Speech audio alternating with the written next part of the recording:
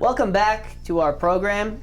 Before we left, we were talking about society and society's outlook on the elderly.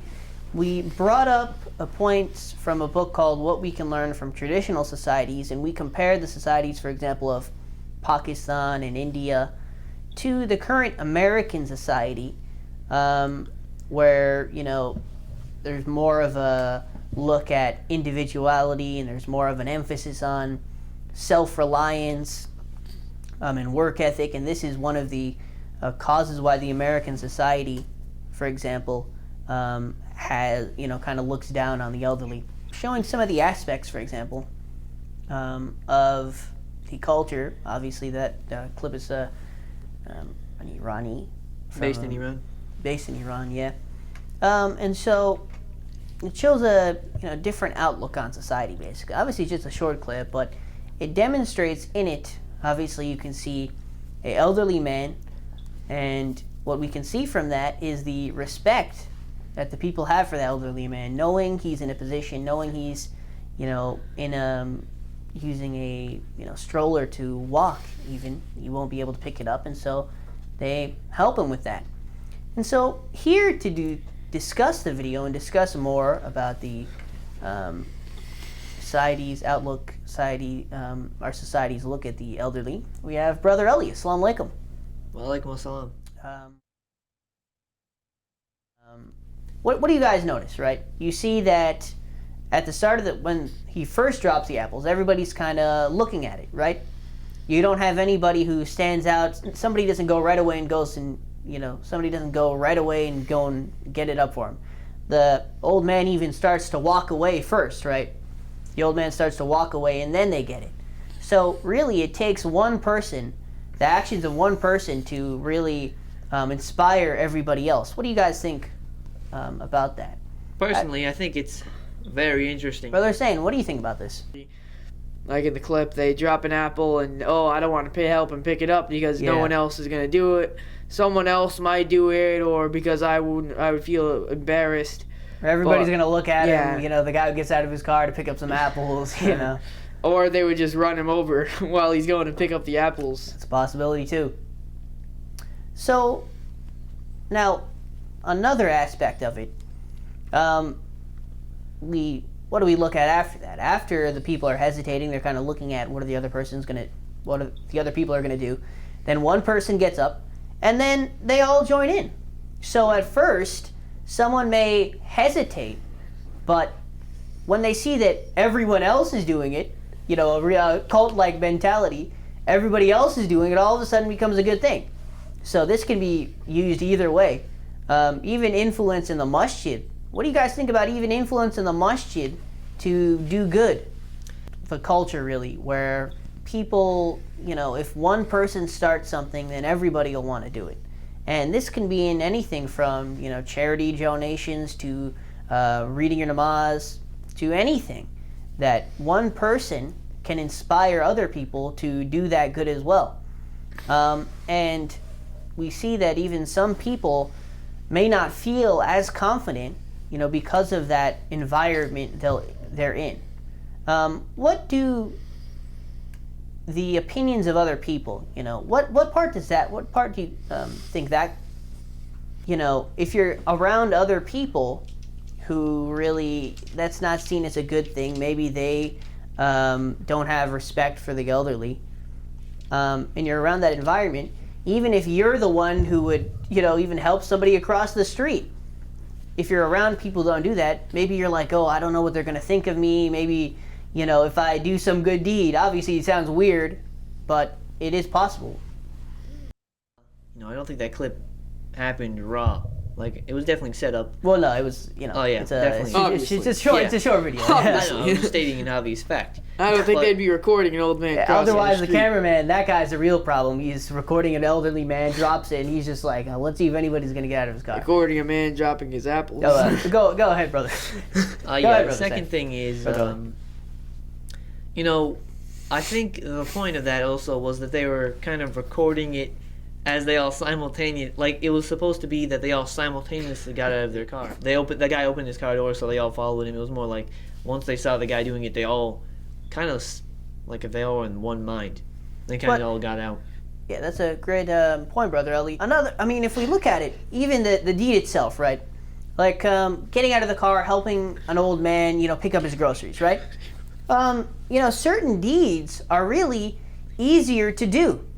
And these deeds, like for example, giving up your seat for an old person, right? If you look at it, somebody who's elderly, somebody who has trouble standing up, right? They need to take a seat, or on a bus, on a shuttle to the plane, anything. But there is that real hesitation of, maybe somebody else will get up, waiting for somebody else to do it. What do you guys think about this? About, these easier deeds that are somehow, hard for us to do? Can you repeat that one more No, time? it was just about, these easier deeds. Like certain deeds are easy. Like for example, helping the old man pick up his groceries, you're not physically, losing some huge thing by doing that.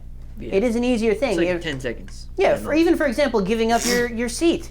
Maybe for a couple minutes of discomfort, but at the end of the day, if you're more able than that elderly person to, be able to give up your seat. So what do you think about that? Like about easier deeds to do that are more difficult why do you think they're difficult for us to do?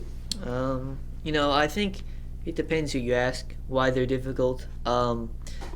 But I think, sometimes small deeds are harder to do than the big ones. Like, the big ones are harder to do in theory, but the small ones add up. So, maybe they think, okay, I have to do another small deed. And maybe they think it's not worth enough for them to do. I'm not sure exactly what the thought process would be, but that's like one. It's like a small deed 10 times is bigger than a bigger Right. deed one time. So basically, habits really, right? If you're constantly doing a good thing that you see as smaller compared to doing a huge deed now and then, that's basically better. Like for example, giving up your seat for an old person or helping someone with their groceries or opening a door for somebody, these things aren't, huge deeds as in the way that these aren't life-changing things. These are habits. It's things that you're doing every day. If you see an elderly person or really anybody at the door and you open the door for them, that's a good deed, but at the same time, it's something that it's just a natural thing to do. Inshallah, Allah subhanahu wa ta'ala gives us the tawfiq. What can we learn from traditional societies? We can learn that in traditional societies, people who are, closer to one another, their families are closer, we see that they become more social and they maintain close connections with their family and friends even throughout old age. I always saw my grandfather when I was in Pakistan. He would always be with his friends. He would always be outside with his friends. There would be a huge group of, my grandfather and, elderly people really, all just talking outside. And that was a very interesting sight to see. And Ibn Abbas quotes Prophet Muhammad ﷺ, who said, "Whoever has pity for the young and does not respect the old is not one of us. Easy to be sympathetic to a small child." Brother Ali, what do you think about this saying from Prophet Muhammad ﷺ? That someone who is not sympathetic for, who does not have pity on the young and does not have respect for the old is not one of us. I think it's one who has pity on the young and doesn't have respect for elders. So Yeah. basically, one is choosing one over the other instead of I both. think he just kind of emphasizes respect to elders is, not just the young, which, everybody can have pity for a small, helpless little baby, but, for it to have, maybe not exactly sympathy for, maybe the elders, but, you have to respect your elders. Yeah, And, yeah. I'd say not just sympathy, at least there's a certain level of respect, at Yes. least for elders. Yes, and so the believer, the one whose heart is, full of mercy for all people, pray that Allah subhanahu wa ta'ala is pleased with us and He will help us not only in this world, but in the hereafter. And Allah subhanahu wa ta'ala, one of the teachings Allah subhanahu wa ta'ala gives us is to be respectful towards the elderly, to, speak with them softly, to make space for them, not to interrupt them, to walk with them at their pace. Little things like this to show an extra sense of respect. Just as the respect that you give towards a small child. There's a certain way that you want to act with a small child as well, knowing that they don't have that mental capability that we have. They don't have the same understanding. The same way with an elderly person, they don't have the physical capabilities that we have. And so we should respect them as well. And so we pray to Allah subhanahu wa ta'ala for the tawfiq to have more respect for the elderly, and to be able to have that, respect for growing older itself.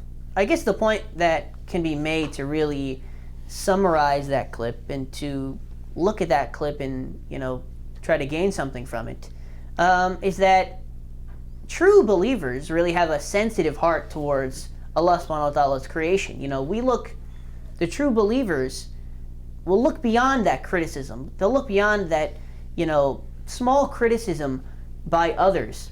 And they will, in fact, go out of their way to do these good deeds. Once, even in the clip, like we all mentioned, that once they got over that hesitation about, who's going to get out, who's going to be the one to help the old guy, once you get out of that, you get to the spot where everybody helped him and everybody felt good about it. They got that good deed. Everybody was happy to help the old man. And so this is the true humanity that Allah subhanahu wa ta'ala expects from us. He expects us to help each other. He expects us to be there for each other. The old person wasn't able to get his groceries. He wasn't able to do that. But the people who could, they helped the person who couldn't do it. And this is how Allah subhanahu wa ta'ala wants us to be. He wants us to help those who are less fortunate than us.